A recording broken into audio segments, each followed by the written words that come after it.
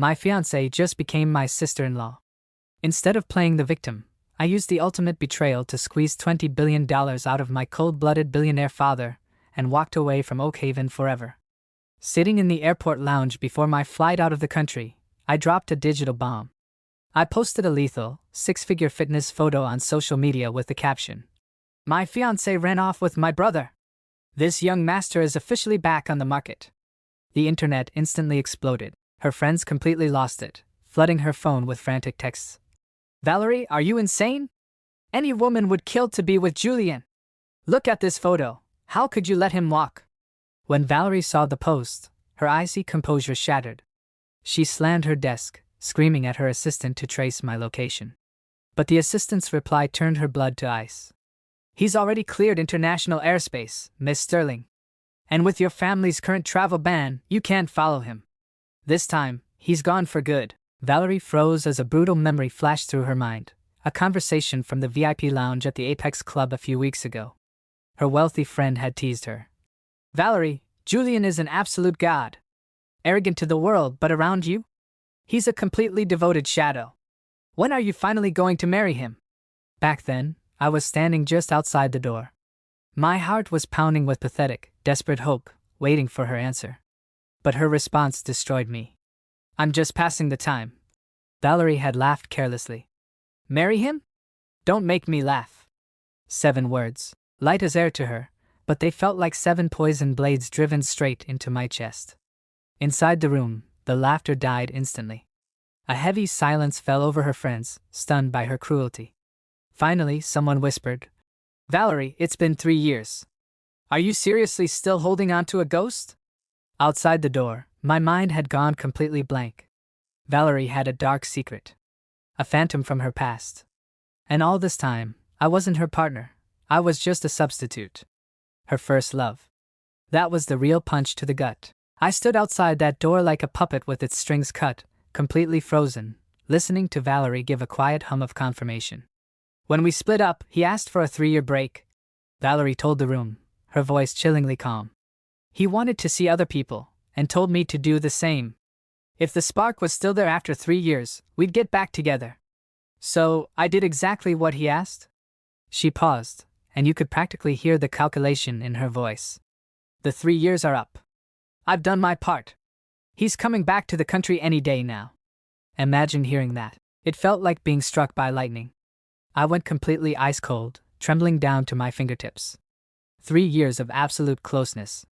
Every single second I thought we were building a real life together was nothing but a twisted experiment to her. Inside, her friend instantly panicked. "But what about Julian? You know his personality. If he ever finds out the truth." But she didn't get to finish. Because right then, I violently slammed the heavy VIP door open. The entire room jumped. Every single head snapped toward me in pure shock. I stood in the doorway, pale as a ghost, staring straight at the woman seated at the head of the table. And this is the part that really hurts. Valerie didn't even flinch. No surprise. No panic. Just that same icy, untouchable expression. Let's be real. If she had cared about me even a fraction of a percent, she would have shown some kind of emotion. But there was nothing. I walked straight up to her, looking into her eyes. "Valerie," I whispered, "don't you have anything to say to me?" "Nothing worth saying," she replied coldly. "It's exactly what you just heard. We were just having fun. Honestly, Julian, I always assumed you knew the rules." Then, she decided to get incredibly insulting. "Marcus made a bet with you, didn't he? He told you if you could win me over, you could take your pick of any supercar in his garage, if a luxury car isn't enough to pay for your time." Valerie reached into her jacket, pulled out a sleek titanium black card, and slid it casually across the table toward me. "There's $100 million on this card. Consider it a payout for being on call for 3 years. From this exact second, we are completely done." She stood up, completely unbothered, and moved to walk right past me. But the moment she brushed by, I reached out and tightly grabbed her hand, holding on for dear life. "Valerie, I actually loved you." Every beautiful memory from the last 3 years flooded my mind as I said it. But she didn't care. She just shook her head, pulled away, and held up her phone screen right to my face. A text preview lit up her screen right in front of my face. Valerie, it's been 3 years. I tried to move on, but it's always been you. Come back to me. With those 2 sentences, my entire reality turned to ash. Valerie stared at the message for a second, then looked up at me with dead eyes. One by one, she peeled my fingers off her wrist. Sorry, she said, completely emotionless. You just don't move me. Then she turned around and walked out, leaving me behind like trash. You don't move me. Think about the cruelty in that. For 3 long years, I was the only idiot in the room, pouring my soul into a relationship where I was just a placeholder. I stood there staring at my empty hand until the heartbreak turned into pure, unfiltered rage. I grabbed a $1,000 bottle of liquor off the table and shattered it against the floor. The entire room froze. Nobody dared to make a sound. I stumbled out of the club into the freezing night air, wiping the tears from my face with the back of my hand. I flagged down a cab and told the driver to tail her luxury sedan. I had to see it with my own eyes. I needed to know who this ghost was, the man she ruined me for, the one I could never compete with. The cab driver took one look at my face, hit the gas, and stayed locked on her car. As we trailed them, a fresh wave of humiliation hit me. Valerie's driver was speeding, aggressively weaving through traffic. She was that desperate to see him. She couldn't waste a single second. The sedan finally pulled up at the international arrivals terminal. I threw some cash at the driver, jumped out, and hid behind a concrete pillar. There was Valerie, standing by the exit, completely trembling with excitement. Then the doors slid open. A man stepped out, rolling his luggage.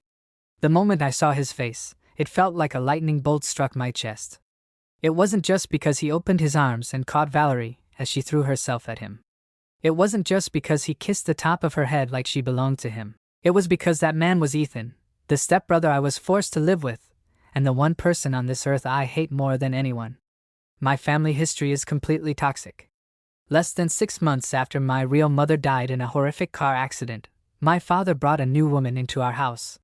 She came with a son 3 years older than me, Ethan. My father, Richard, claimed this woman was his soulmate, and that Ethan was his actual biological son. He had the nerve to tell me my mother had forced his hand, using her family's massive wealth to buy him and steal him away from his true love. But I know the real story. When my father started his empire, he was a broke nobody with absolutely nothing to his name. He couldn't even afford to keep food on his plate back then. I murmured, the raw, metallic taste of old bitterness coating my tongue. He crawled to my mother himself. She had spent years chasing him, and he explicitly promised her a lifetime together if her family funded his failing startup. My mother handed him the capital, pouring every shred of wealth and devotion she possessed into his empty hands. And then, in a devastating car accident years later, she gave her very life, using her final second on earth to shove him clear of a speeding vehicle. And what did she get in return? Her body wasn't even cold in the morgue when Richard weaponized her dowry and my own inheritance as a lavish wedding gift to marry his so-called first love in grand style. Why the son of the tyrant who had built a kingdom out of my mother's blood? I was still completely drowning in that dark spiral of thought, the crushing weight of the realization suffocating me. The moment Valerie took Ethan's luggage from his hands and began steering him toward the VIP parking lot like a woman possessed, I didn't hesitate. I flagged down a passing cab, slipped into the leather back seat, and ordered the driver to trail them. The distance between our cars was agonizingly short.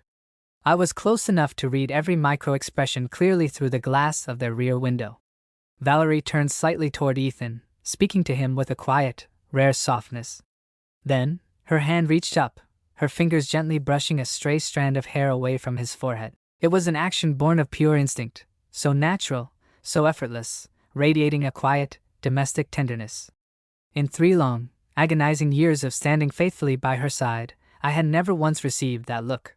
Not even once. I kept staring straight ahead, my vision fracturing as hot, suffocating tears blurred the road. And then, in a fraction of a second, absolute chaos detonated at the intersection directly ahead. The cab I was riding in slammed brutally into the rear of the vehicle ahead, and a microsecond later, another speeding car plowed into our rear bumper with terrifying force. My body was thrown forward like a ragdoll, my forehead slamming dead into the reinforced back of the front seat. A white-hot, blinding flash of pain exploded behind my eyelids. Thick, dark blood immediately began to stream down my face, cutting through the tears and tinting my vision a sickening, crimson haze as the world around me spun into darkness. Through the smoke and the screaming, I stared out through the shattered glass of the cab. The door of that familiar luxury sedan swung open. Valerie scrambled out first, rushing frantically to the passenger side to drag Ethan out of the vehicle. She held him tightly, checking his face for cuts, her face twisted with pure panic. She immediately turned him around, ready to flee the scene entirely, but as she moved, her eyes locked dead onto mine. I was pinned inside the crushed back seat of the mangled taxi, bleeding. For a split second, a flash of absolute shock crossed her face, but it vanished as quickly as it came. Ethan noticed her freeze. "Valerie, what's wrong? Did you see someone you know?" "I'm fine," she replied, her voice turning completely rigid.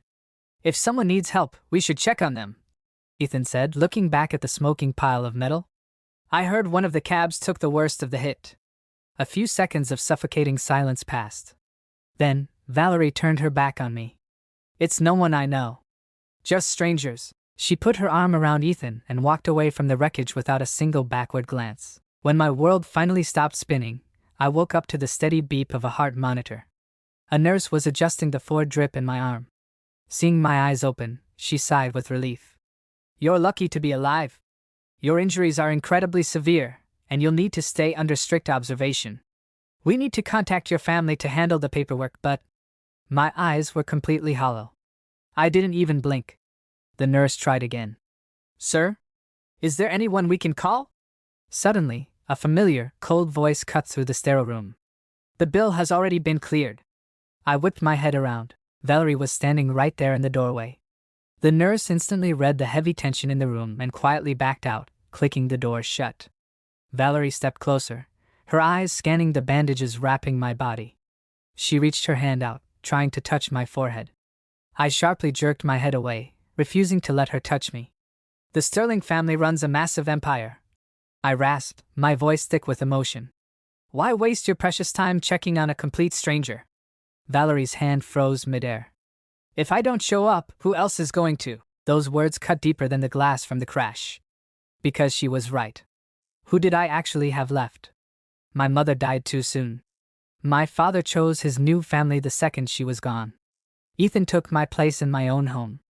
That house had stopped being a home a long time ago. For 3 long years, Valerie was the only one who came running every single time I hit rock bottom. She forced me to depend on her. She made me believe that I had finally found a safe place to land. And it was all just a game. The exact person who built me up just threw me straight into the abyss. "Even if I die alone in this bed, I don't want you anywhere near me," I rasped, forcing the words past my throat. "You drew the line, Valerie. We're finished. I'm not some desperate stray you can discard and expect to come crawling back." I swallowed the lump in my throat, clawing desperately onto the final shred of my dignity. "You didn't actually buy into that slop about me loving you, did you? It was all talk. We were both just using each other to kill time. Honestly, watching you play the devoted girlfriend for 3 years was just exhausting." Valerie just stared down at me. She saw right through the fake bravado and the raw, bloodshot rims of my eyes. Her expression shifted, her brow knitting together. She opened her mouth to speak, but the door flew open as a nurse rushed in. "Miss Sterling, Ethan's scans are clear, and he's demanding to see you right now." Hearing his name felt like an electric shock. "Then beat it. Go run to your precious soulmate. I don't need your pity." Valerie locked eyes with me, her face an unreadable mask before she finally spoke. "Don't flatter yourself. I'm not here on personal business. Marcus called me to check on you since you're his guy." A hysterical laugh ripped from my chest. Even though the movement tore at the stitches on my face, the physical sting was nothing compared to the executioner's axe in my chest. "Don't sweat it, Valerie," I sneered. "I know exactly where I stand." For a fraction of a second, something cracked in her icy demeanor. In 3 long years, she had never seen me break. Her lips parted, struggling to find words that never came. Then, she turned on her heel and followed the nurse, walking out without looking back once. The second the door clicked shut, the adrenaline evaporated. I collapsed into the thin mattress, bracing myself for a total emotional breakdown. But strangely, the tears never came. The well was completely dry. The following days were a lesson in absolute isolation. Nobody came. Every single bandage change was pure torture, leaving me soaked in a cold sweat. Food tasted like ash. But the silence was worse, because it filled with the nurses' gossip outside my door. They couldn't stop talking about how incredibly lucky Ethan was. They whispered about how the great Valerie Sterling was playing nurse, feeding him, catering to his every whim, and spending every single night at his bedside. Eventually, I dragged myself down the corridor. Pushing past the agony, I glanced through the narrow window of his private suite. There was Valerie, sitting under the warm lights, softly smiling as she peeled an apple for him. That single image branded itself into my brain. The sheer weight of the betrayal nearly forced me to my knees, but my eyes stayed completely dry. The boy who cried over Valerie was dead. The one thing I excel at is loving with everything I have, and cutting the cord completely when it's over. The exact day the hospital cleared me, the very first thing I did was secure my visa. I couldn't breathe in Oakhaven for another second. But before I vanished, I had to return to the family estate one last time. The moment I stepped through the front door, there she was. Helen, my stepmother, fully made up, pristine, and already launching into her usual high and mighty lecture before I could even take off my coat. "Julian, so you actually remember how to find your way home?" she sneered. I didn't even look at her. Instead, I walked straight to the entryway, grabbed a massive, priceless porcelain vase, and hurled it violently against the hardwood floor with every ounce of strength I had left. The crash was absolute thunder. Shards exploded everywhere. Helen shrieked, stumbling back in terror. "Who do you think you are?" "Get this straight, Helen," I said, my voice dangerously calm, every single word landing like a bullet. "As long as I draw a breath, you will never hold your head up high in this house. Never." Her face drained of all color, her entire frame trembling with rage. "Julian, what is wrong with you?" My father, Richard, came charging out of his study, rushing to hold Helen steady before turning on me with absolute fury. "You walk through the door after weeks and immediately start a riot? Can you act like a civilized human being for once?" Watching him cradle that woman only made me let out a hollow laugh. "I'm starting a riot? Perfect. Give me my cut of the family estate right now, and I'll leave the country. You will never have to look at my face again." Richard blinked, his anger instantly melting into a mask of fake, calculated concern. "Don't be ridiculous. Leave for what? Stay here. This is your home. We're a family." I laughed so hard it hurt my ribs. "Drop the act, Richard. You and Ethan, you two are the family. The day my mother died was the day I stopped having a home. Let's cut the garbage. I want what belongs to me." At that, my father's expression turned completely dark. The room went silent for a long, heavy moment before he spoke with a practiced, patronizing tenderness. "Dad understands you're going through a lot right now. How about this? I'll give you $5 million. Go take a nice vacation, clear your head, and relax." $5 million? I scoffed, looking him dead in the eye. "Are you joking? Let's talk about the truth, Richard. Everything you own today was built on my grandfather's fortune and my mother's massive inheritance. Even your own pathetic life was bought by my mother with her very own blood. And now? You use her legacy to fund your mistress and your illegitimate son, parading them around the estate she paid for. And you think you can buy her true heir off with a measly $5 million? I stared at him with pure disgust. "Where is your goddamn shame?" That hit the bullseye. Richard's face twisted in rage as his composure shattered. "How much do you want? Name your price." I was already 5 steps ahead of him. I pulled a legal document from my jacket pocket, calmly laying out the assets, offshore accounts, and corporate equity stakes. Richard looked at the numbers and gasped. "Are you insane? That's impossible. You would completely hollow out the entire Sterling Group." "Then don't sign it," I replied, my voice dropping to a chilling whisper. "But you should know, I buried highly volatile explosives all around the perimeter of this estate before I walked in. Either execute this transfer right now and hand over what is rightfully mine, or we all go up in flames today. Your call." Richard's eyes went wide. "Julian, you've completely lost your mind." "Yes, I have." My father went deathly pale, his breath catching in his throat as he stared into my eyes, desperately trying to figure out if I was bluffing. In the end, his fear of dying beat out his greed. Trembling, he grabbed a pen and signed the entire estate over to me. He threw the pen down, sweating. "Are we done now? Go defuse those explosives." I let out a soft laugh as I pocketed the signed documents. "Relax, old man. There are no explosives." I lied. "But then again, that's exactly how you tricked my mother into marrying you all those years ago, isn't it? Deception runs in the family. Richard finally realized he had been completely outplayed. He sputtered, pointing a shaking finger at me, unable to form a single coherent syllable. I had exactly what I came for, and I couldn't care less about his temper tantrum. I turned on my heel and headed toward the grand staircase to pack my things. "Stop right there," Richard barked from behind me. "Your brother is coming home tonight with his girlfriend for a formal dinner. I don't care what kind of mental breakdown you've been having lately. Tonight you sit down, you eat, and you behave." He stepped closer, his voice dropping in warning. "His girlfriend is Valerie. You know exactly how terrifyingly powerful the Sterling family is in this city. We cannot afford a single misstep with them. So drop this toxic attitude of yours and do not cause trouble." My foot froze dead on the stairs. My entire body went completely rigid. Valerie. She was coming here tonight. Not as my partner, but as Ethan's girlfriend. Before my brain could even process the sheer cruelty of the situation, the heavy front doors swung open. Ethan walked in, flashing a bright, golden boy smile, tightly holding Valerie's hand. "Dad, Mom, we're home," Ethan called out. Richard and the still shaking Helen immediately lit up, their faces bursting into warm, eager smiles as they rushed forward to fuss over Ethan. They bowed to Valerie with absolute, desperate deference, practically groveling at her feet. But the very second Valerie's eyes scanned the room and landed on me, she visibly froze, her brow furrowing deeply. It was written all over her face. This was the exact moment she finally realized that the substitute she had played with for 3 years was actually Ethan's little brother. At the dinner table, Ethan and Valerie sat close together, looking like the perfect high society couple. And I sat entirely alone, directly across from them. The entire dinner was a masterclass in humiliation. I sat there, a silent spectator, watching Valerie carefully cater to Ethan's every whim, placing the choice cuts of meat on his plate and elegantly peeling his shrimp. Helen watched the display, her face glowing with sickening maternal pride. "Ethan, darling," Helen cooed, leaning forward. "How did you and Valerie meet? Tell your mother everything."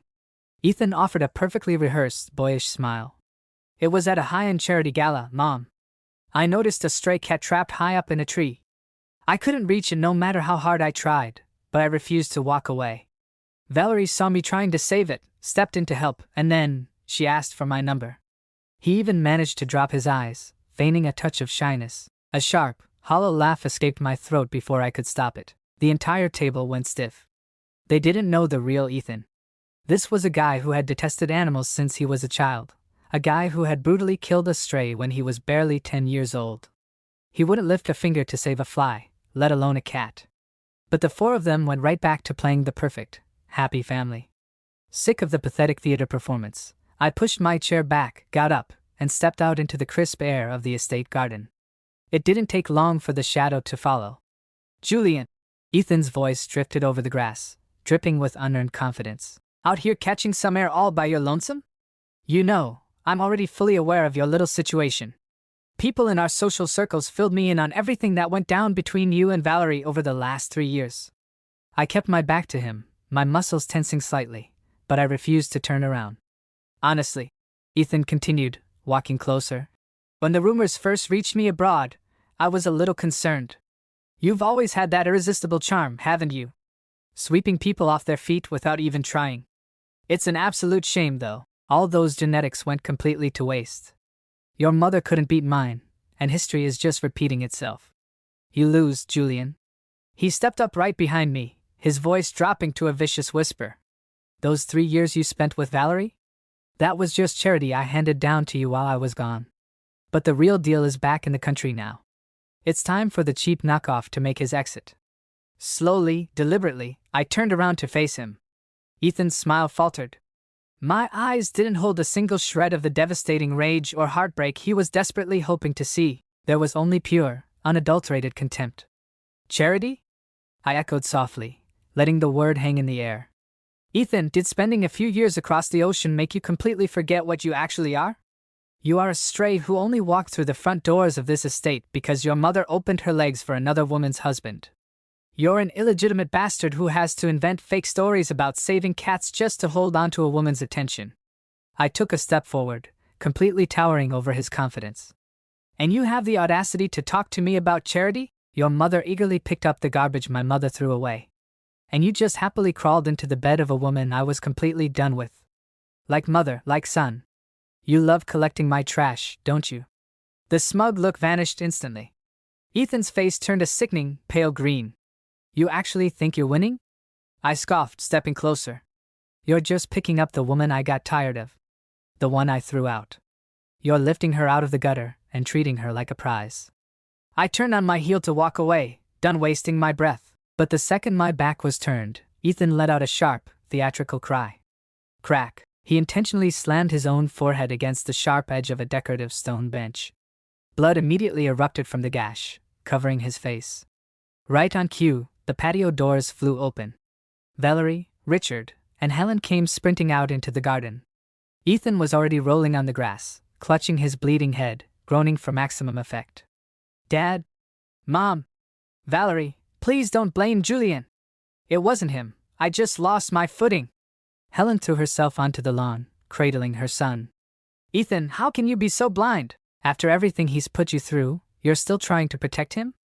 Richard went completely rigid with rage, pointing a shaking finger at my face. Julian, what the hell did you do to him? I just stood there, completely unfazed, watching the entire pathetic performance play out. My eyes drifted from my furious father to my hysterical stepmother, finally landing on Valerie. She was kneeling in the dirt, checking Ethan's wound. When she looked up at me, her eyes were filled with a hatred so intense it could have cut glass. Perfect. She didn't believe me either. But honestly, it made sense. Ethan was her soulmate. Why would she ever take my side? I stood there for a brief second, thinking it over. Then I walked back toward them, step by deliberate step. Before anyone could realize what was happening, I reached down, grabbed a heavy ceramic planter, and smashed it down with everything I had, right on top of the exact gash Ethan had just given himself. Smash. A dull, sickening thud echoed through the yard. Ethan let out a blood-curdling shriek, writhing on the ground in genuine, agonizing pain. I let the broken pieces drop from my hands, looked the entire horrified family dead in the eye, and spoke with absolute clarity. Just so we're all on the same page, that first cut wasn't my doing. This one was. The entire garden went dead silent. Everyone froze in absolute shock. Even Valerie was paralyzed. I brushed the remaining dirt off my palms and turned to walk out of their lives forever.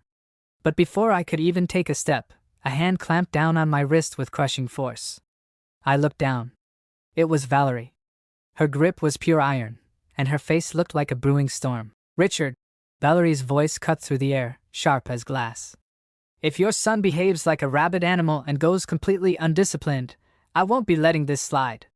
Richard was caught in a vice, torn between panicking over Ethan and fearing Valerie's massive family influence.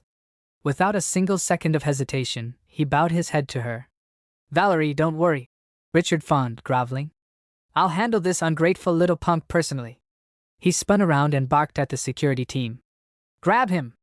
Drag him to the ancestral hall and force him to his knees. You wouldn't dare. I snarled, fighting back against the guards, glaring at my father with pure venom. But Richard completely ignored me. He turned back to Valerie, practically begging for her approval. Making him kneel in the hall to reflect on his actions. Do you think that punishment is fitting enough? Valerie helped Ethan to his feet, blood still dripping down his face, and swept a chilling, dead gaze over me. Her response was absolute brutality. Kneeling is far too light. I noticed a leather riding crop hanging in the study. I assume that's not just for decoration? She turned and guided Ethan away without a single backward glance. I stood there, completely stunned, watching her walk away. She had just handed my father the weapon to break me. Richard caught on instantly, a sick twist of authority returning to his face as he screamed at the guards. You heard her. 30 strikes with the riding crop first, then throw him in the ancestral hall. He doesn't get up until I say so. I fought with every ounce of strength I had left, but the security details slammed me down. There were too many of them. I had let my guard down. I kept telling myself Ethan's taunts hadn't gotten under my skin, but they clearly did. Otherwise, a few pathetic sentences from a bastard wouldn't have pushed me to drop all control. They dragged me away. When my consciousness finally returned, I was lying face down in my own bedroom, my entire body feeling like it had been crushed into dust. Nanny May was quietly applying ointment to the shredded skin on my back, wiping tears from her eyes, whispering softly. Young Master Julian, please, just apologize to your father. Why do you keep putting yourself through this agony? I shook my head weakly against the mattress.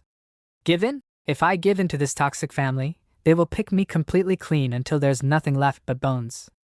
I paused, forcing a bitter smile that looked worse than crying. It was just a beating, Nanny. I broke Ethan's head open in return. Fair trade. I can take it. Breathing through the agony, I forced my hand under the pillow, pulled out a black bank card, and pressed it firmly into Nanny May's hand. Take this, I whispered. She gasped, instantly trying to push the card back into my hand. Young Master Julian, I could never take your money. Nanny May stammered, trying to shove the card back. Take it, I insisted, my voice raspy but firm. I planned this out a long time ago. Once I walk out those doors, I'm never coming back. You came here with my mother from her family home. If you stay after I'm gone, they will pick you apart.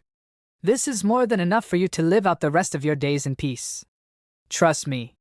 Quit tonight and leave this toxic place behind. Nanny May stared at the thin piece of plastic in her hand, then looked at me, broken, bruised, and bleeding on the bed, yet still protecting her. Her composure shattered completely. Tears streamed down her wrinkled face as her knees buckled. I caught her arm, stopping her from kneeling. Nanny May, I'm actually starving. Can you make me your lotus root and pork rib soup? Okay, I'll go make it right now. Right this second. She choked out, wiping her eyes hurriedly as she rushed toward the kitchen. The room fell into a heavy silence once again. I stared up at the cold, ornate ceiling and slowly closed my eyes. For the next few days, I barricaded myself in my room to heal. Pushing through the agonizing pain in my back, I slowly packed up my entire life. I gathered every single thing Valerie had ever given me during our 3 years together. She didn't love me, but she had been incredibly generous with her wealth. When I piled it all up, the watches, the jewelry, and the designer pieces were easily worth close to $100 million. My first instinct was to throw it all in the trash, but I thought better of it. Instead, I called the owner of the luxury club I used to frequent. I knew they were hosting a massive charity event, so I told them I had a premium collection of luxury assets to put up for bidding. They got back to me within minutes, completely ecstatic. The auction was tonight, and they told me to bring everything down. That evening, I arrived at the venue wheeling several large, secure cases.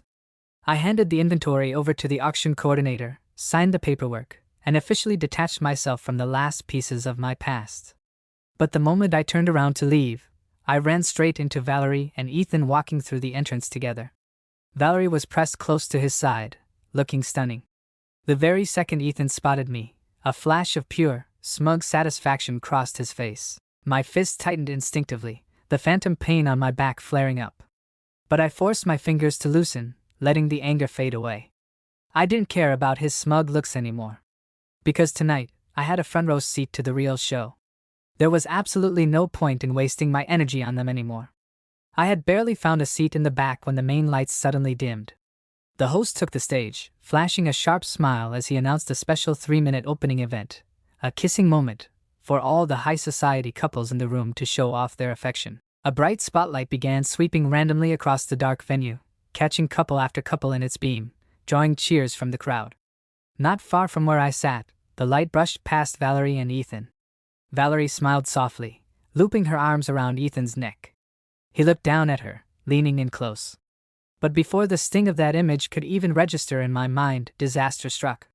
One of the massive, heavy iron light fixtures hanging directly above them snapped from the ceiling. It plunged straight down toward Ethan's head. Valerie's reflexes were instant. She violently shoved him out of the way, but the jagged edge of the falling metal still clipped the back of his skull. Valerie's face went completely white.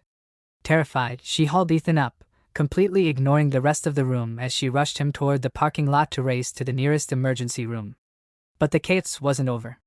As the ceiling groaned, a second heavy fixture snapped loose and plunged straight down onto me. Smash! An explosion of agony ripped through my body, so sharp I instantly nearly blacked out. The scene ended as fast as it started, leaving only a few unfortunate people caught in the wreckage. A random bystander dragged my semi-conscious body out of the debris and managed to get me to the hospital. I had barely even finished healing at home from the riding crop, and now, ironies of ironies, I was right back in a sterile hospital bed. I hadn't even been settled into the room for an hour when the door was violently thrown open. Valerie stormed inside. Her expression was darker and more terrifying than I had ever seen it. Her eyes locked onto me like she wanted to tear me limb from limb. "Julian," she hissed, her voice shaking with rage. "I just personally reviewed the venue's security footage. You bribed a club employee and deliberately loosened that iron fixture to drop it on Ethan, didn't you?" I looked up at her, a hollow, exhausted laugh escaping my lips. "Are you completely out of your mind, Valerie? Besides you, who else in this city wants him dead that badly?" she snapped, stepping closer, her fists clenched. "Julian, I seriously underestimated how twisted you really are." I turned my head away, staring at the blank white wall. There was absolutely nothing left to say to her. When someone has already written the script of your guilt in their mind, facts don't matter anymore. "Valerie, you have absolutely no right to accuse me of this," I rasped, my voice trembling with exhaustion. "Accuse you?" Valerie sneered, her eyes flashing with pure malice. "It looks like without some real-world consequences, you're never going to confess." She pulled out her phone and dialed a direct line without breaking eye contact. "I need an arrest made immediately. Julian Sterling, second son of the Sterling family. Suspected targeted assault. Send your people right now and lock him away for a few days. Let's see if a cell helps him cool off and think." My eyes went wide, my face stripped completely blank with disbelief. She was actually weaponizing her family's massive political connections to throw me into a cage. "If I rigged the ceiling, Valerie," I choked out, gesturing to my own heavily bandaged torso, "then how do you explain the fact that I got crushed by a falling fixture too?" She didn't even answer. Within minutes, uniformed officers stormed into my hospital room. They completely ignored the doctor's frantic objections and my severe, bleeding injuries, dragging me out of the bed by absolute force. The days that followed were a literal hell on earth. Inside those concrete walls, I endured absolute savagery. The inmates in my cell block had clearly been given special instructions from someone high up. They came at me relentlessly, night after night, raining down heavy fists and steel-toed boots onto my already broken body. When they finally threw me out onto the street a few days later, I barely even looked human. Every single inch of my body was shattered, my lungs gasping for air. The only thing that gave me the strength to crawl forward was a single vibrating notification on my phone: "Visa application, approved." I flagged down a cab with a shaking hand and headed straight back to the estate, intent on grabbing my pre-packed bags and heading directly to the international terminal. But the moment I stepped into the foyer, I ran straight into Marcus. He had just touched down from his travels abroad, heard the rumors, and came running to find me. The exact second his eyes landed on my battered, unrecognizable face, his expression completely crumbled with overwhelming guilt. He fell to his knees, tears welling in his eyes. "Julian, I am so incredibly sorry," Marcus choked out, his voice breaking. "This is all my fault. I hated my cousin's ex-boyfriend, so I pushed you into that bet to stir things up and mess with her. I swear to you, I never expected it to go this far. I had no idea her phantom first love was actually Ethan. If I had known, I never would have dragged you into this meat grinder." I looked down at him, my expression entirely hollow. "It's not your fault, Marcus," I said softly, the words burning my throat. "It's over. I've completely let it go. I'm leaving the country tonight, and I don't think I'll ever be coming back." Marcus went entirely rigid, then scrambled to his feet, trying desperately to grab my shoulder to hold me back. "Julian, please don't go. Stay here in Oakhaven. I'll protect you. I'll have your back against all of them.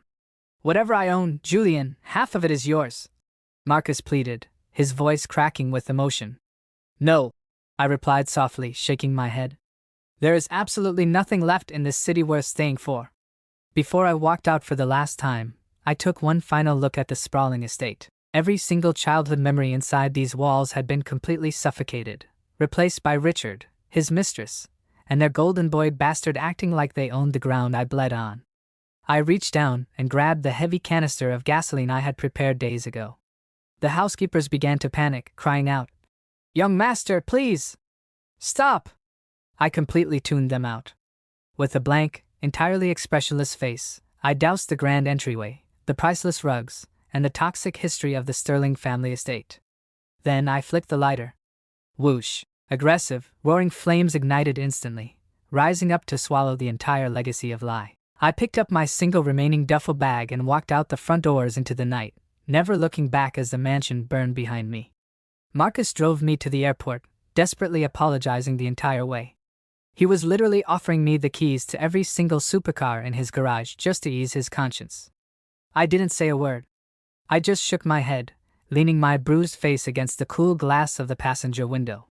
Me, Julian, even if I don't have a single drop of talent to my name, just this face alone is more than enough. Whatever I want, the next person will always be a massive upgrade from the last. Marcus caught my eye in the rearview mirror, trying to force a smile. That's right, man. The handsome Julian always gets whatever he wants. At the international terminal, Marcus threw his arms around me, hugging me tightly, refusing to let go as he kept muttered apologies. I knew his heart. I didn't blame him for any of this. The wreckage of my life wasn't on him. I gave him a gentle, reassuring pat on the back, stepped away, and gave him one last casual wave before walking straight toward the security checkpoint. Marcus stood there in dead silence, watching my figure until I completely vanished down the secure corridor. He waited for a long time, staring at the empty space, before he finally worked up the nerve to pull out his phone and call Valerie.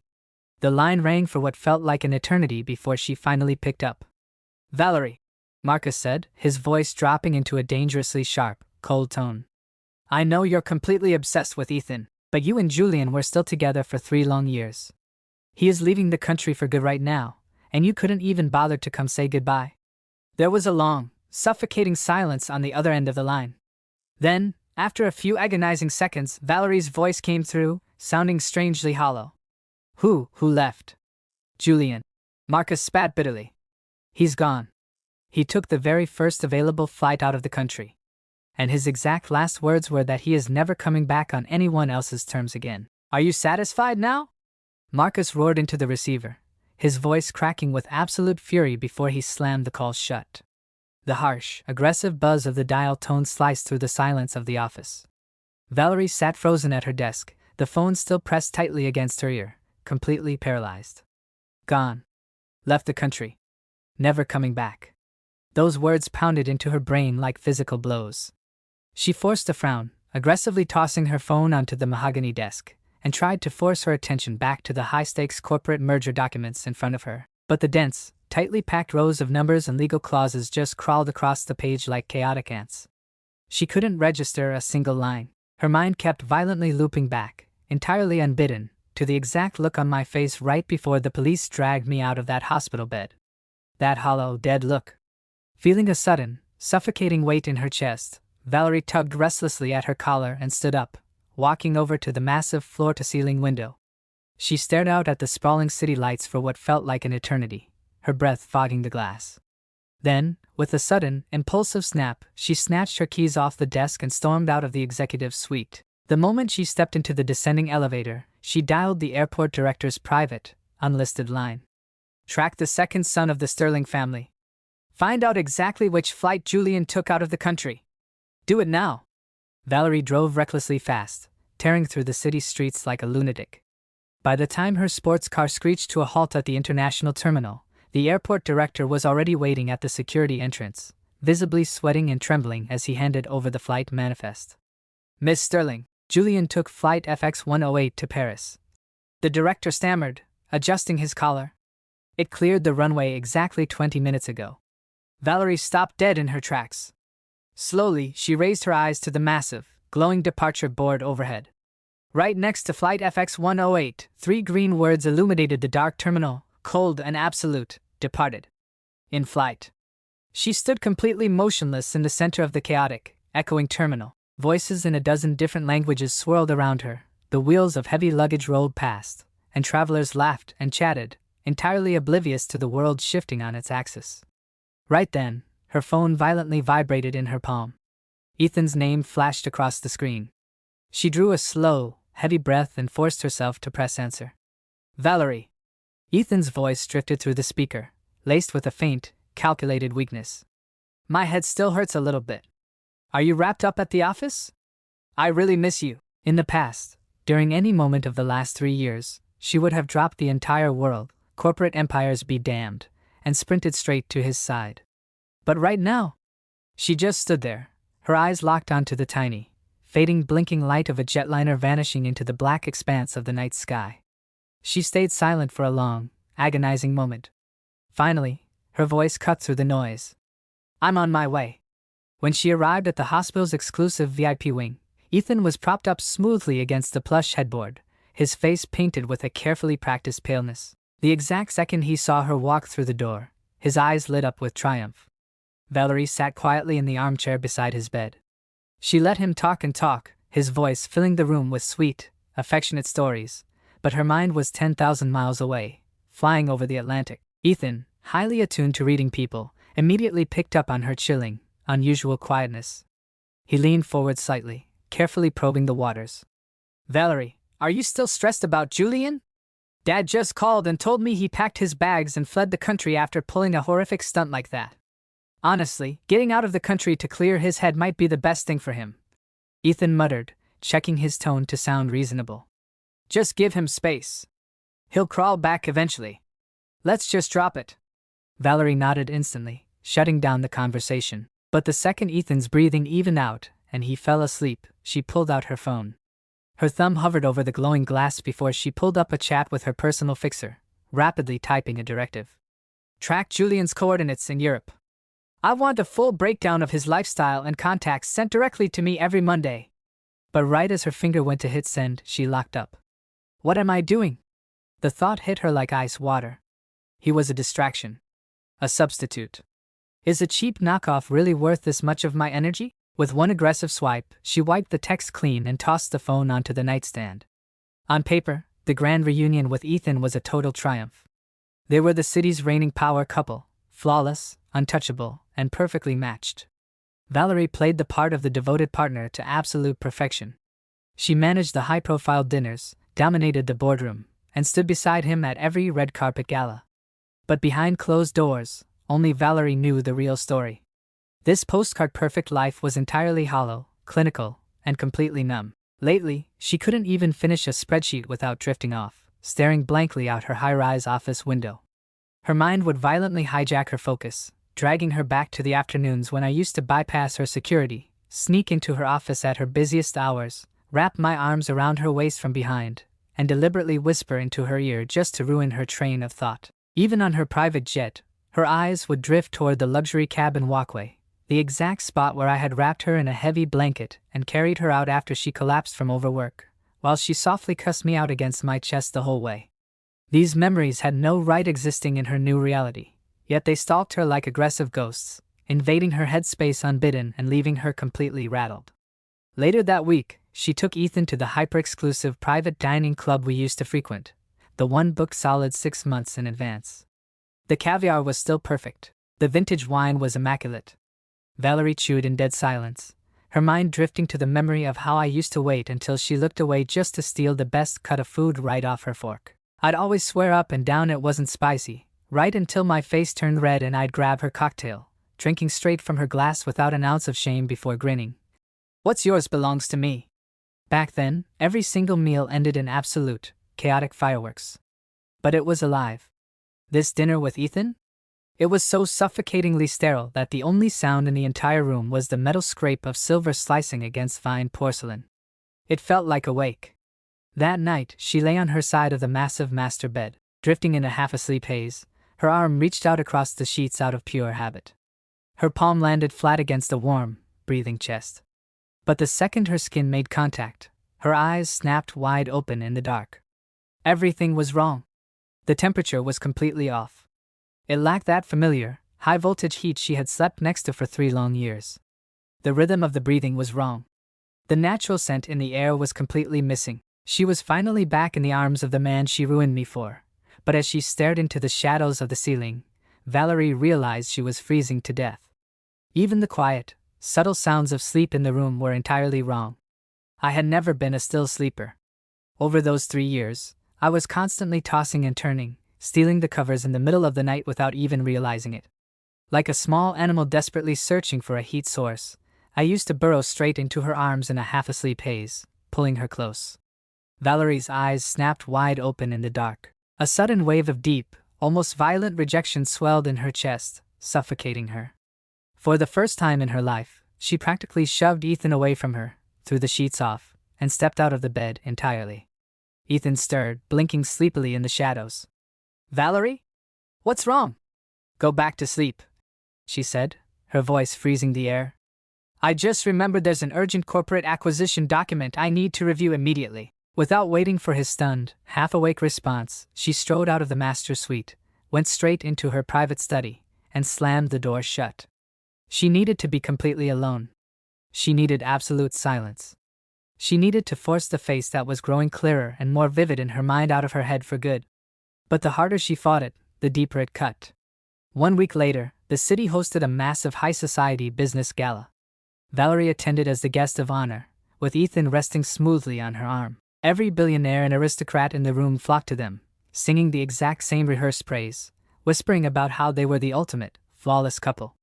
But to Valerie, the entire night felt like a velvet noose. The flashing cameras and fake smiles were completely suffocating. During the main dinner course, a spoiled, arrogant young heir from a rival conglomerate took issue with Ethan's sudden rise, deliberately throwing out slick insults to provoke him at the table. Ethan's immediate, instinctive reaction was to freeze, turning his head to look directly at Valerie for protection. In the past, Valerie would have stepped in without a second thought. She had always felt Ethan's background as a bastard left him vulnerable, so she naturally erected a shield around him, handling his battles to hold his fragile world together. But right now, as she looked at Ethan's pleading eyes, my face flashed in her mind. If I had been sitting in that chair, facing a room full of sharks, I wouldn't have looked to anyone for help. I would have turned around, splashed my drink straight into the guy's eyes, and said with a toxic, careless grin, "So sorry, my hand slipped." The raw, brutal contrast hit her like a physical blow. Ethan wasn't a king. He was a boy hiding behind her skirt. Just then, one with a long history of bad blood with the Sterling Empire sauntered over to her table, swirling a glass of scotch. "Hey, Valerie," loud enough for the neighboring tables to hear. "Word on the street is you and Julian finally had a nasty falling out. Heard the pretty boy is already off living it up in Paris, spending your cash. What a tragic shame. You know, I've always been incredibly curious what it's like to." Before the final insult could even leave his mouth, Valerie moved. Crack. With zero warning and absolute venom, Valerie delivered a single, devastating slap straight across his face, the sound echoing like a gunshot through the silent ballroom. The force of the blow sent him crashing violently to the marble floor with a sharp cry, blood spraying instantly from his nose. The music cut out, and the entire ballroom froze. Every billionaire, executive, and socialite stared in absolute horror at what had just transpired. Valerie looked down at the bleeding heir on the floor without a single shred of pity. "Who do you think you are?" she whispered, her voice cutting through the silence like dry ice. She turned her back on him, completely ignoring the bleeding man, ignoring the sea of shocked faces, and left them all with a parting threat. "Watch your mouth." She swept out of the venue, with an equally stunned Ethan trailing frantically in her wake. It was the absolute first time in her entire life she had ever lost control like this at a high-stakes corporate event, and the entire explosion had been triggered by a single, throwaway comment about me. On the ride back to the estate, the silence inside the luxury sedan was heavy enough to crush a man. Ethan looked completely shaken. After a long, agonizing pause, he carefully tried to bridge the gap. "Valerie, my mom called again today," he murmured, watching her expression closely. "She was asking when we were thinking about setting a date for the marriage." Valerie pressed her fingers firmly against her temple, her voice completely flat and devoid of emotion. "There are a few massive cross-border merger deals at critical stages right now. It's a highly volatile time for the market. Let's talk about this later." Late that night, Valerie sat entirely alone in her dark study. With a trembling hand, she unlocked a password-protected hidden folder on her phone. Inside was a single, short video file. It was from a private gathering of friends 3 years ago. Someone had dared me to sing. In the video, I had given in to the crowd, jumping up onto the stage, grabbing the microphone, and launching into a high-energy, upbeat pop song, flashing a brilliant smile. She couldn't even remember saving the clip. She genuinely had no idea when she had archived it. She watched the figure on the screen, free, vibrant, alive, and completely unbothered by the weight of the world, and compared it to the clinical, dead stillness of her current life. Suddenly, an invisible hand squeezed violently around Valerie's heart, tight and suffocating. She locked the screen aggressively, flipping the phone face down onto the mahogany desk, her chest heaving as she fought for oxygen in the empty room. Time passed relentlessly, and before long, 3 full years evaporated into history. At the capital's international arrivals terminal, a massive security detail was deployed. Valerie was returning from a high-stakes, multi-billion-dollar overseas business acquisition, with Ethan accompanying her as her official fiancé. The arrival was meant to be strictly low-key. They took the private VIP corridor to bypass the standard customs lines and stay entirely clear of the public crowds. But the very moment the double doors slid open to the main lobby, a deafening wall of sound hit them.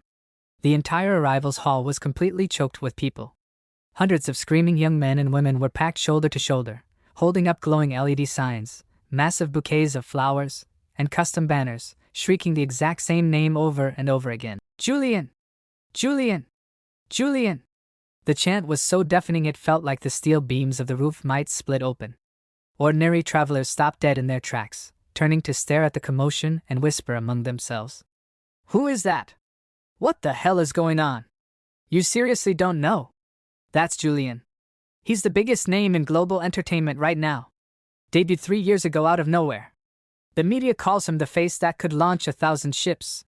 The man of 1,000 faces on screen. The exact millisecond Valerie heard my name, her feet stopped moving entirely without her permission. Her gaze followed the roaring noise and the crowd's frantic eyes, locking dead onto a massive, high-definition digital billboard wrapped around a pillar across the corridor. She stood there completely paralyzed, staring up at the enormous poster.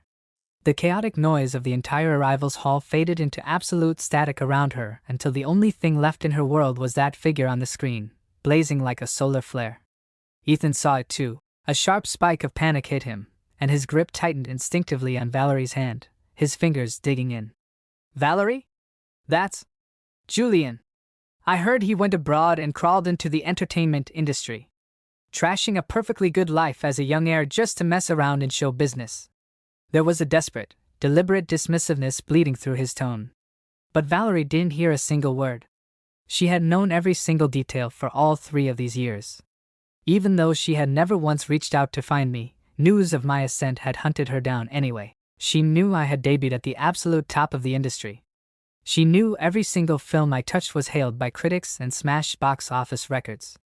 She knew I had accumulated more international awards than she could count. She had even secretly ordered her assistant to buy out every film reel, collector's edition poster, and luxury brand merchandise I had ever endorsed, all of it hidden away in the deepest, password-protected drawer of her private study. She had just never allowed herself to break and come to me. Suddenly, her eyes cut through the surging, screaming crowd. They locked directly onto the figure who had just walked out of the regular arrivals terminal, closely flanked by a phalanx of heavy security guards and personal assistants. Just one look, and her breath caught in her throat. I was even more striking, sharper, and more commanding in person than on any polished poster. The broken boy she had thrown into a cell was completely gone, while Valerie stared at me across the sea of flashing cameras. A stunning woman suddenly burst through the front lines of the fans with a bright, beautiful laugh, holding an enormous armful of deep red Ecuadorian roses. It was Soleil, the sole heiress to the powerhouse Shang Empire. She intercepted my carry-on bag with fluid ease, leaning in close to murmur something against my ear. A genuine, unrestrained laugh ripped from my chest in response. Watching that unforced intimacy, the icy composure on Valerie's face cracked wide open. The air around her turned so violently cold that Ethan visibly shivered beside her. The momentum of the crowd naturally ushered everyone toward the executive parking tier. By pure, twisted coincidence, Valerie's luxury sedan was parked directly opposite the black stretch Lincoln idling for my team. Valerie stood paralyzed as Soleil held the door open for me, flashing a bright, protective smile. Just as I was about to slide into the leather interior, something made me pause. I turned my head, and my eyes cut cleanly across the asphalt, locking onto Valerie's. I gave her a polite, clinical nod. Valerie. Wonder what she's doing here. Oh well. Not my problem. At that exact microsecond, Valerie's heart surged into her throat. The roar of the terminal vanished, replaced by the violent, deafening thud of her own pulse echoing inside her skull. But a fraction of a second later, the noise flatlined into dead silence. Because what she saw looking back at her was the gaze of a complete stranger. I barely tilted my chin in her direction, acknowledging her existence the exact way a global A-lister might acknowledge a random face in a crowd. Then, completely unbothered, I broke eye contact and ducked into the vehicle without a single beat of hesitation. Soleil, however, had tracked Valerie's burning stare. Before stepping into the car, she pulled the heavy doors shut, glanced over the roof of the Lincoln, and slowly arched an eyebrow at Valerie. Her lips curved into a deliberate, taunting smirk. The heavy engine purred, and the black Lincoln peeled out, seamlessly disappearing into the exit ramp of the airport garage. Watching the taillights dissolve into the dark, Valerie stood entirely frozen, rooted to the spot. Ethan was frantically calling her name, pulling at her sleeve, but she was completely deaf to him. There was only a low, steady ringing in her ears, and one brutal realization playing on a devastating loop: he saw me. And he looked right through me. Back at the penthouse suite, Valerie dropped herself hard onto the velvet sofa.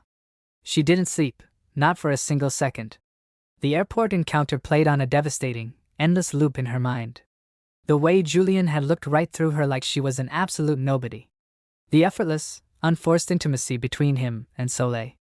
That parting, toxic smirk Soleil had flashed her through the glass. Every single detail felt like a needle dipped in slow-acting poison, pressing deeper into her skin with every heartbeat. It was only now, staring into the empty dark, that the truth finally broke through her denial. She could not stand the way he looked at her, and she absolutely, violently could not stand the thought of another woman occupying the space that used to be hers. The more she sat with the thoughts, the faster she unraveled. Pushing herself upright, she strode over to the minibar, poured a glass of something burning and strong, and threw it back in a single swallow. The alcohol seared her throat, but it did nothing to quiet the chaos in her head. She snatched her phone and dialed her chief assistant. "I need a complete digital tale on Julian's whereabouts in the city," Valerie commanded, her voice dangerously sharp. "His current residence, his shooting schedule, every single move he makes for the next 7 days.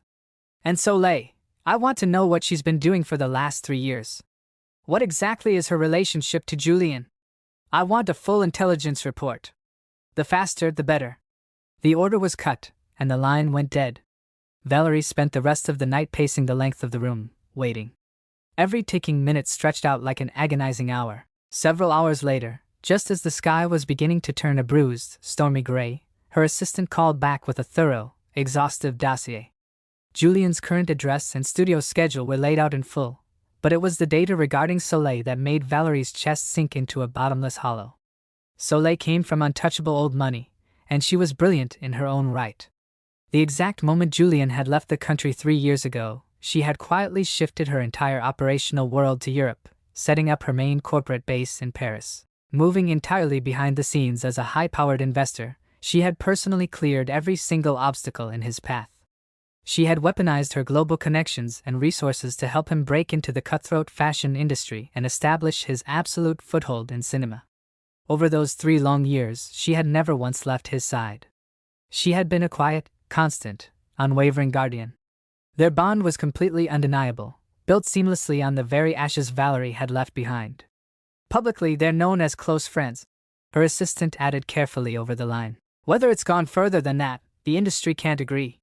"Friends?" Valerie let out a cold, hollow laugh and slammed the phone down, cutting the call. A man and a woman, spending 3 years together in Paris, and they're just friends? She wasn't an idiot. She could see exactly what Soleil wanted. She could read the ambition and the devotion in the woman's eyes. "And you, Julian, how could you let someone like her get this close to you?" A sharp, venomous hostility took hold of her, a visceral sense of threat she had never experienced in her entire life. For the first time, Valerie felt something profoundly ugly toward the very mention of Soleil's name. She needed to see me.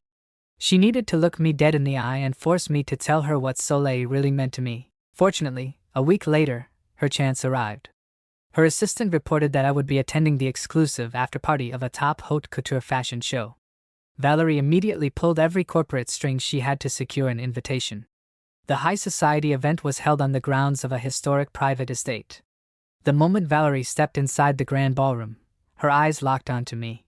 I was deep in conversation with a circle of internationally acclaimed directors and producers, switching effortlessly between fluent French and English, commanding the room without even trying. Valerie held her glass tightly, watching me through the glittering crowd. She waited. She waited with agonizing patience until she finally saw my social energy begin to fade, watching me slip away alone toward a secluded terrace overlooking the dark estate gardens. Sensing her moment, she followed, moving through the shadows without drawing anyone's attention. Out on the terrace, the night air was cool and crisp. I was leaning casually against the stone railing, gazing out at the distant, moonlit lake. Valerie approached from behind. She took a deep, steadying breath, trying with all her might to force the raging storm inside her down. But when she finally spoke, the words still carried a sharp, dangerous edge. "What exactly is going on between you and Soleil?" I wasn't the least bit surprised by her sudden presence. I didn't even bother to turn around to face her. "Well, if it isn't Miss Sterling," I replied, my voice smooth, detached, and entirely empty of warmth. "It's been a while. Whatever I do or don't do with another person, I don't believe I owe you a report." That title, Miss Sterling, and the absolute arctic coldness behind it hit Valerie like a physical blow, leaving her completely suffocating in the dark. Valerie took a sharp step forward, her fingers locking around my wrist with a desperate, crushing grip. "You've been gone for 3 years, Julian, and you've completely lost your judgment," she hissed, her voice trembling with a mixture of rage and panic. "You know exactly what kind of person Soleil is. She's played the social field far more than I ever have. What could a woman like that possibly give you?" At those words, I finally turned around. I looked down at her, my expression radiating a calm, quiet authority that completely cut through her frantic energy. I didn't pull my hand away, I just let it rest in her grip, cold and lifeless. "Miss Sterling, you are not exactly in a position to lecture me on judgment," I said, my voice smooth and lethal. "You say Soleil plays the field? High society gossip is a funny thing. Lest you forget, I used to be one of the most notorious playboys in the entire city circuit before I left. By your logic, she and I are perfectly matched." I leaned in just a fraction closer, letting the moonlight catch the absolute indifference in my eyes. "Besides, Soleil has never once hidden how she feels about me. She respects every choice I make, and every boundary I set. Unlike some people," I paused, letting the silence heavy up between us, "who were never truly mine to begin with, yet shamelessly wasted 3 full years of my life under the pathetic pretense of giving it a try. Tell me, Valerie, who do you think is worse?" The words landed like a physical blow across her face. Valerie's complexion went entirely pale, the blood draining from her lips. She opened her mouth to speak, to defend herself, to command the room the way she always did, but there was absolutely nothing left to say. The script had changed, and she no longer held the pen. Just then, a sharp, confident voice cut through the cool night air. "I was wondering where you had disappeared to, Julian. And here you are, cornered by someone who has absolutely nothing to do with us." Soleil strode out onto the terrace, her silk gown whispering against the stone floor. She slid right past Valerie and looped her arm through mine as naturally as breathing. "Miss Sterling, long time no see," Soleil said, her lips curving into a polite, entirely superficial smile. "What's this?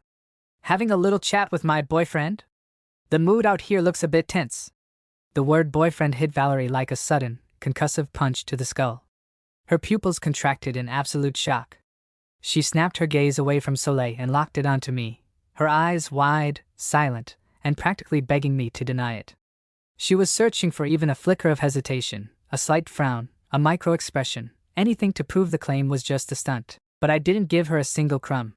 I simply tilted my head towards Soleil, offering her a soft, genuine smile, letting her words stand as absolute truth without throwing so much as a passing glance in Valerie's direction.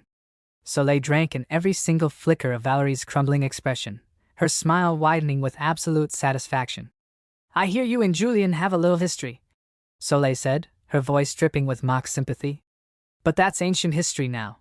Julian has me, and he's doing just fine, so please don't trouble yourself anymore." She paused, letting her gaze drift pointedly toward the empty space behind Valerie's shoulder. "Speaking of which, where is Ethan tonight? You didn't bring him along? So, what exactly are you here for, Miss Sterling? Looking for a little something on the side? Poor Ethan." Before Valerie could force a single syllable through her tight throat, Soleil turned on her heel, pulling me right along with her back into the warmth of the ballroom. Valerie stood frozen on the terrace, watching us leave side by side, her hand curled into a white-knuckled fist at her side as she tasted, for the very first time in her life, the agonizing sensation of having her heart violently ripped open. When the gala finally ended, Valerie returned to the estate radiating a dangerous, suffocating silence. Ethan sensed the shift the absolute second she walked through the door. Instantly on edge, he became even more careful around her, hovering anxiously, offering gentle words, and desperately trying to smooth over the invisible cracks. Later that evening, he carried a cup of warm milk into her private bedroom, stepping softly. "Valerie, you've been wearing yourself so thin lately," he murmured, his voice laced with practiced tenderness. "Do you want me to massage your temples? Remember when we first met? There was that one time I climbed all the way up to rescue that stray cat stuck in the tree and nearly fell off the ladder. Right after you helped me down, we got together. I used to rub your shoulders back then, too. You always said it felt so good." He was desperately trying to anchor her, pulling her back with the romanticized memory of how their love story had supposedly begun. As Valerie listened to his smooth, pleading voice, a cold dread began to pool in her stomach. For a reason she couldn't quite explain, a dark, long-buried memory suddenly clawed its way to the surface of her mind.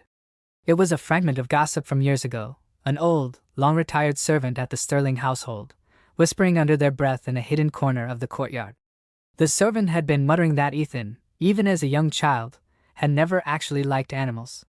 In fact, the old woman had claimed he once secretly, deliberately killed the neighbor's cat.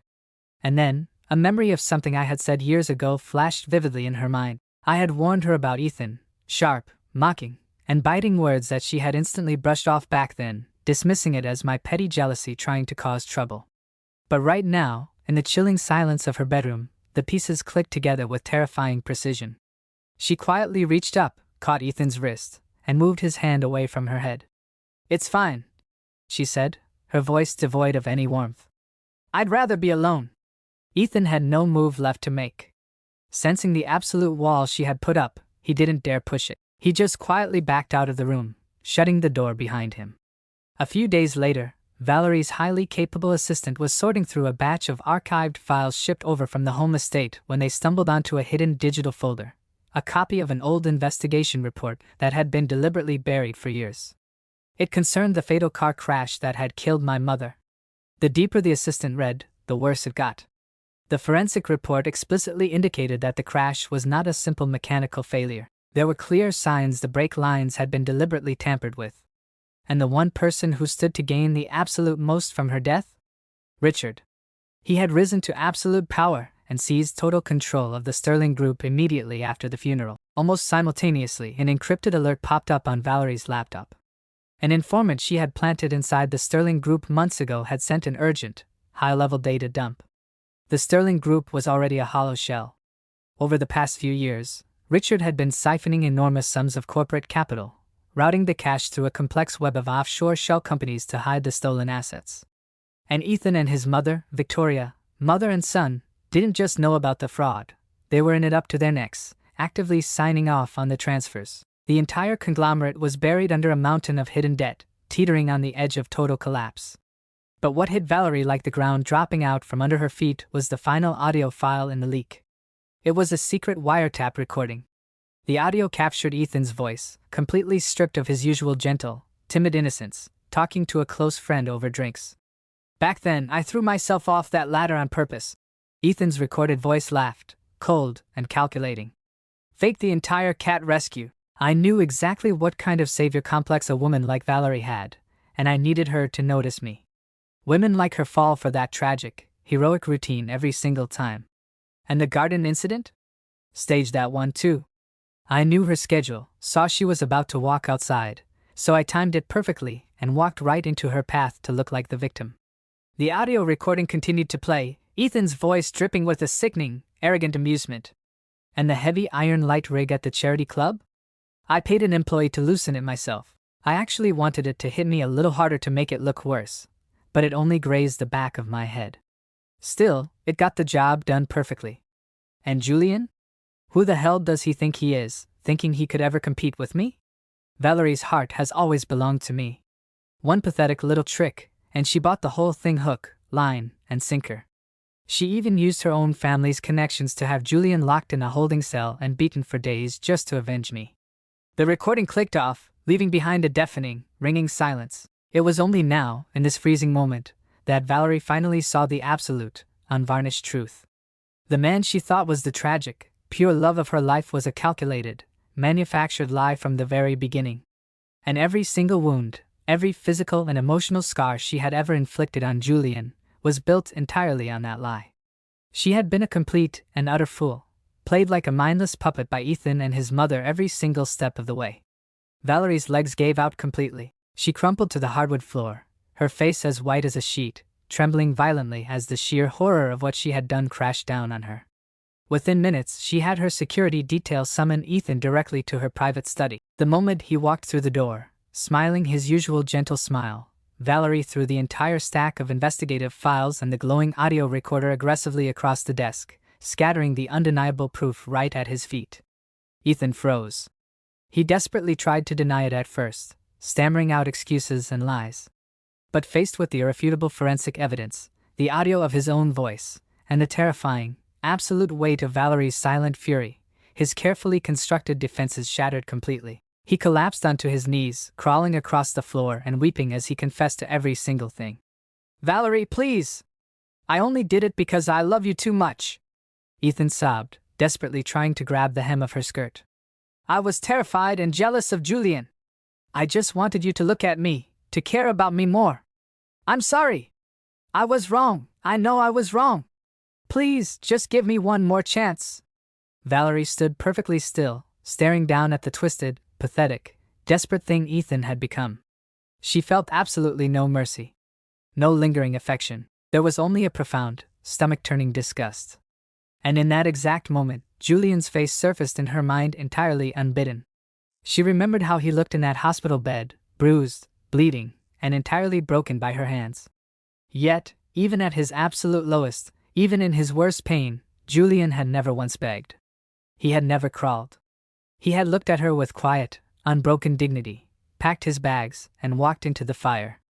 The fog in her mind finally cleared. She ordered Richard to immediately return every single asset he had siphoned from the Sterling Group, then ruthlessly weaponized her highest political connections to hand the irrefutable evidence of Ethan and Victoria's financial crimes directly over to the authorities. She severed every single tie with Ethan permanently, completely, and without a single shred of hesitation. But when the dust finally settled and the dynamics shifted, what she felt was not a sense of relief. It was a vast, echoing emptiness. "Julian, I'm in so much pain," she thought, the heavy tears finally spilling over her eyelids in the silence of her empty estate. "Where are you? I need to see you. I want your forgiveness.